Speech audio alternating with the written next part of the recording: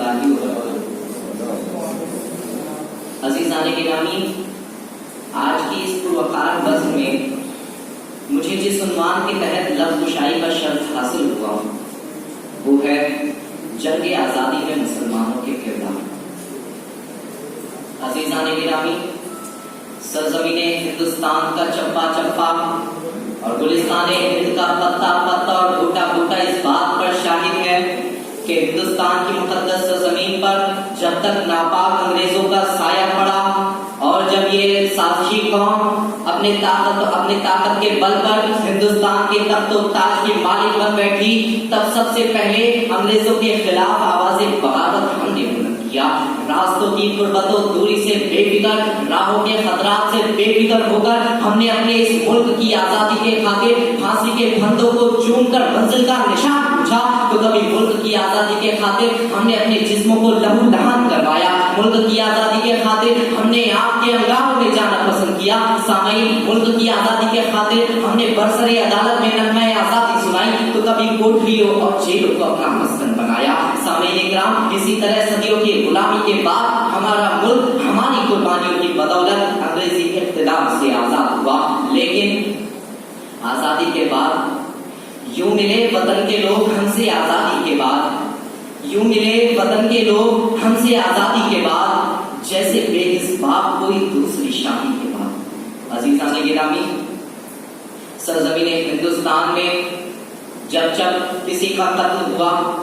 جب جب کسی کا ظلم ہوا، جب جب کسی پر مظلوم بنے، جب کوئی مظلوم بنا، جب جب کسی پر ظلم ہوا، تو وہ ہم شکار ہوئے۔ سامعین کرام، آپ دہلی کے انڈیا گیٹ پر جائیے اور وہاں پر دیکھیے کہ 95,380 مجاہدین آزادی میں سے 61,955 مسلم مجاہدین آزادی تھے۔ اس کا مطلب یہ ہوا کہ انگریزوں کے خلاف لڑنے، اٹھ کھڑے ہونے اور قربانیاں پیش کرنے میں 65% مسلم مجاہدین آزادی تھے۔ آج تو یہ ہر کوئی جانتا ہے کہ جھانسی کے رانی نے اپنی سلطنت و حکمرانی کے حصول کے لیے جنگیں لڑی تھی، لیکن کیا یہ کوئی جانتا ہے کہ بیگم حضرت محل نے 30 جون 1857 کو چنپاٹ کے مقام پر فیصلہ کن جنگ میں انگریزی فوج کو شرمناک شکست سے دوچار کیا تھا؟ عزیزان گرامی، کیا یہ کوئی جانتا ہے کہ ہندوستان کی پہلی جنگ آزادی کو منظم کرنے والے کا نام مولوی احمد اللہ شاہ تھا؟ عزیزان گرامی، یہ بھی بتاتا چلوں کہ جب گاندھی جی نے شراب کے کارخانوں کے مخالف مہم کا آغاز کیا تو اس میں صرف 19 لوگ تھے، جس میں سے 10 بھی مسلمان تھے۔ سامعین کرام، لوگ یہ کیوں بھول گئے کہ بھگت سنگھ کی آج پھانسی کو یاد کیا جاتا ہے، لیکن اشفاق اللہ خان کی قربانیوں کو بھلا دیا جاتا ہے؟ جہاں مراٹھوں کی جنگ آزادی کے بارے میں چرچا کیے جاتے ہیں، وہاں ٹیپو سلطان کو نظر انداز کیا جاتا ہے۔ ارے وہ مہان ہستی کہ جن کے بغیر شاید ہی آزادی ممکن تھی، میری مراد سلطنت مغلیہ کے آخری تاجدار بہادر شاہ ظفر کی ہے کہ جن کے بیٹے کی گردنوں کو کاٹ کر انگریزوں نے باپ کو تحفے میں پیش کیا، تو باپ نے کہا کہ تیمور کی اولادیں بھی ایسے سرخرو ہو کر اور باعزت ہو کر اپنے باپ کا فرض ادا کرتی ہے۔ سامعین کرام،